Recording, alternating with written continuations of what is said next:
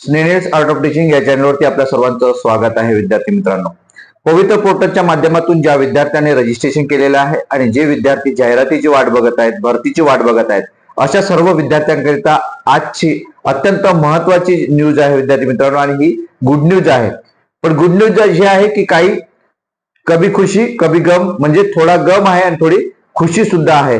या संदर्भातला हा व्हिडिओ आहे. जे मर्यादित जे काही आपले प्राधान्यक्रम होते त्यामध्ये वाढ करण्यात आलेली आहे आणि याचा एक शासन निर्णय आजच्या तारखे म्हणजे 2 तारखेमध्ये हा शासन निर्णय निघालेला आहे.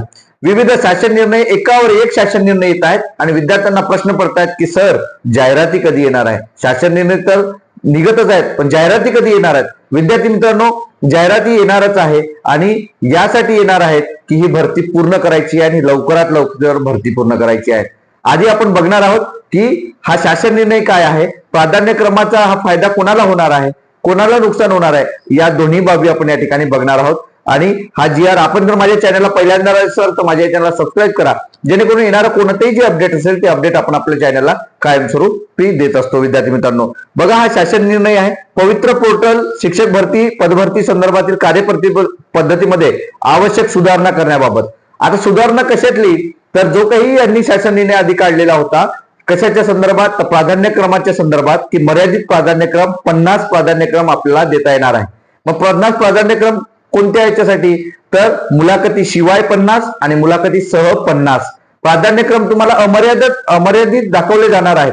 म्हणजे जेवढे प्राधान्यक्रम तुमच्या माध्यमानुसार तुमच्या पात्रतेनुसार ते दिसणार आहे, म्हणजे 1000 पेक्षाही जास्त दिसेल, पण तुम्हाला देता येणार किती, मात्र 50. असा एक शासन निर्णय यापूर्वी आलेला होता. मग त्या शासन निर्णयामध्ये दुरुस्ती करण्यासाठी किंवा सुधारणा करण्यासाठी हा शासन निर्णय काढण्यात आलेला आहे. मग हा शासन निर्णय कशामुळे निघाला, तर विविध ज्या संघटना आहेत, विविध नेते आहेत आपले, ज्या माध्यमातून सर्वांची डिमांड होती की अमर्यादित प्राधान्यक्रम दिला पाहिजे, परंतु यांनी आपल्याला थोडाफार प्रमाणात थोडं गाजर दिलेलं आहे, म्हणजे लॉलीपॉप दिल्यासारखं काम यांनी केलेलं आहे.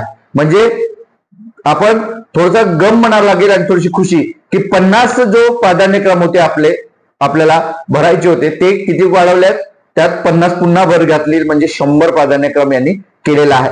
पण मुलाखती शिवाय हे 100 करण्यात आले, पण मुलाखती सह मात्र ते 50च प्राधान्यक्रम आपल्याला लॉक करता येणार आहे. तर बघू, हा शासन निर्णय 2 एप्रिलचा हा शासन निर्णय आहे. आजच्या तारखेतला शासन निर्णय आहे.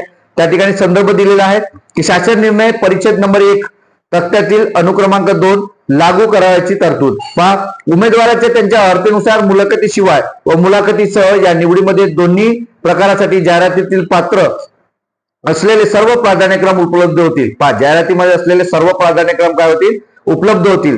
तथापि उमेदवारास त्यांच्या सोयीनुसार त्यांच्यापैकी जास्तीत जास्त एकूण 50 प्राधान्यक्रम लाभ करता येतील. सदर मर्यादा निवडीच्या दोन्ही प्रकारामध्ये स्वतंत्रप्रमाणे असेल. पहा, दोन्ही मुलाखती शिवाय आणि मुलाखती सह असा हे प्राधान्यक्रम 50-50 लॉक करण्यात येईल, असं त्या ठिकाणी हा शासन निर्णय होता. त्यात बदल काय करण्यात आला, बा उपरोक्त तरतुदीऐवजी खालील प्रमाणे सुधारित तरतूद करण्यात आली आहे. हे 50च्या ऐवजी आता काय केलं बघा, उमेदवाराच्या त्यांच्या अर्हतेनुसार मुलाखती शिवाय व मुलाखतीसह या निवडीच्या दोन्ही प्रकारासाठी जाहिरातीतील पात्र असलेले सर्व प्राधान्यक्रम आपल्याला काय होतील, उपलब्ध होतील. म्हणजे सर्वच जागा, जेवढ्या काही तुमच्या अर्हतेनुसार जेवढ्या काही जागा तुम्हाला दिसेल, 1000, 1500 जेवढ्या जागा असतील तेवढ्या जागा तुम्हाला दिसणार आहेत. तथापि मुलाखती शिवाय निवडीच्या प्रकारासाठी उमेदवार त्यांच्या सोयीनुसार त्यांच्यापैकी जास्तीत जास्त, पहा, निवडीच्या प्रकाराच्या उमेदवारा सोयीनुसार त्यांच्यापैकी जास्तीत जास्त एकूण 100 प्राधान्यक्रम लॉक करता येतील. पहा, मुलाखती शिवाय किती लॉक करता येतील, 100. म्हणजे आधी किती होते, 50, आता किती करण्यात आले, 100. 50 ने त्यात वाढवण्यात आले.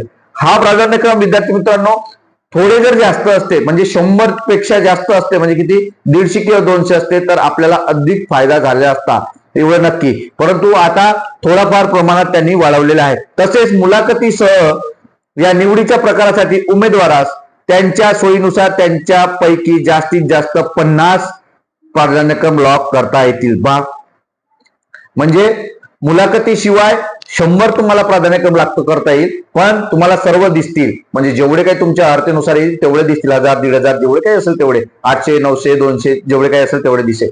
पण जे काही मुलाखती सह जे काही आपल्याला प्राधान्यक्रम असेल ते सुद्धा आपल्याला किती लॉक करता किती येणार आहे 50, पण दिसेल मात्र सर्व.